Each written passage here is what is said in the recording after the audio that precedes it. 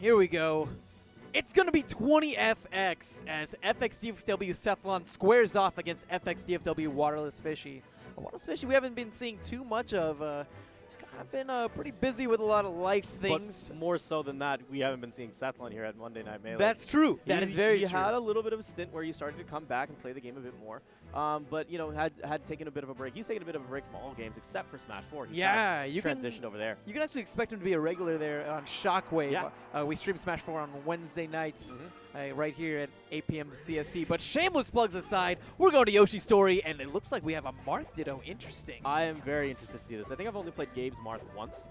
It's pretty cool.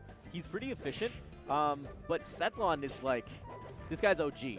Now, granted, for y'all that don't know, Sethlon made his name by being the Roy player in Melee. This guy is crazy. One of his like pinnacle times is like he took out forward using Roy. Yeah. So he knows his stuff. He's really good. Now, Sethlon, you can see, is doing a great job of just covering options and doing non-committal stuff that really does a good job of just forcing options on their opponent. So, for instance, he did multiple fairs, but he didn't overextend. He didn't go crazy. But he knew that Gabe could drop down to the platform, and if he had fast fall there, he was going to dare. If he had done up B, if he had done anything else, he would have gotten caught. I think like a lot of playing Marth revolves around putting yourself in the right position to be able to be ready to react to any situation that comes your way. It's super duper critical, and Sethlon I think is demonstrating that so nicely right now. He understands just how critical his spacing is in this matchup overall. Ooh. Forward smash. Okay, good back airs. Now, and in these situations, you're going to look for forward tilt. Okay, so the reason why I would opt to go for quicker options is a lot of people choose to DI out quickly in those situations. So I tend to go for down tilt or something a little bit quicker as soon as I can get moving closer to the edge. But if you're just sitting on top of the ledge, I'm going to take forward smash. I'm just going to take a forward smash. That was rough. And right now it just feels like Gabe is suffering from that Marthritis, right? He's done a great job of putting on the percentage, but he's really struggling with closing out the stock now that it's this far. And I don't know if Sethlon's going to give him the chance. That final fair just shoved him far enough to the point where he could not make it back. It may have even taken away his jump. God. So that right there is the example of what I was talking about earlier, where that is Marth's favorite stage. It gives you so many options to really show off what this character can do, and really can show off how this character can shine. So Gabe, out the gate, they're both playing the down tilt battle. So in the Marth Ditto, you have a handful of tools. You have down tilt, you have forward smash, you have fair, and you have forward smash. And throw. Down tilt, forward smash, fair, forward smash. Yeah. His F smash twice because it's that important. It is that important. It is that important, especially if you're somebody like Art, who just knows how to throw out those forward smashes in neutral. But down tilt, it's generally this wave dash back down tilt battle that you kind of have. You're trying to fight for spacing, fight for positioning. And generally you do this whenever you start to notice people are very grab heavy. And as soon as you start seeing people use down tilt, you say, okay, I'm going to jump in fair against you. And then whenever you start seeing people jump in fair against you and you feel that you can read that, that's when you can start putting out forward smashes as well. So I know, Neptune, you come from a Street Fighter background. Yeah. Down tilt, I guess, is kind of like that quick little poking, prodding, zoning option that lets you kind of test the waters and contest a slight amount of space. Right, so it's the equivalent of Ryu if you were doing a low forward, that low medium kick.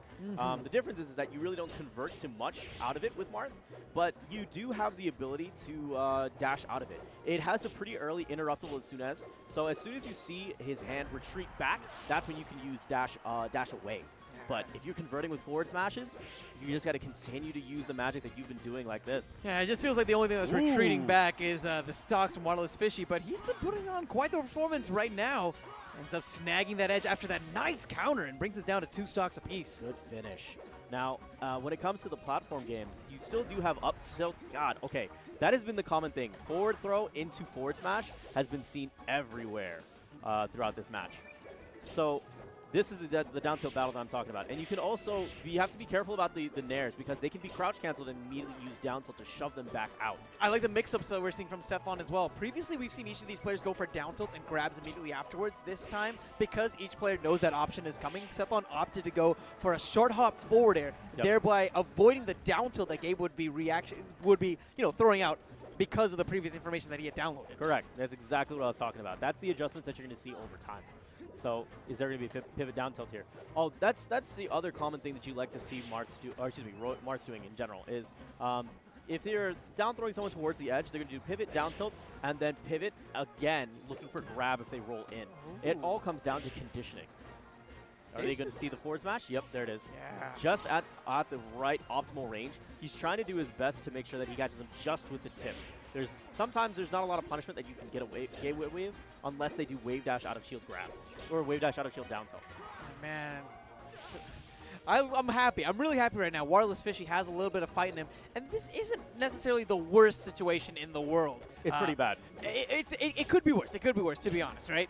Just because he has a high percentage does not necessarily mean that this game is over. Like we said before, Marth does have some struggles and higher percentages to convert, but if your Sethlon and your spacing is on point like it has been this entire evening, then you won't have a trouble landing that F smash when you need to.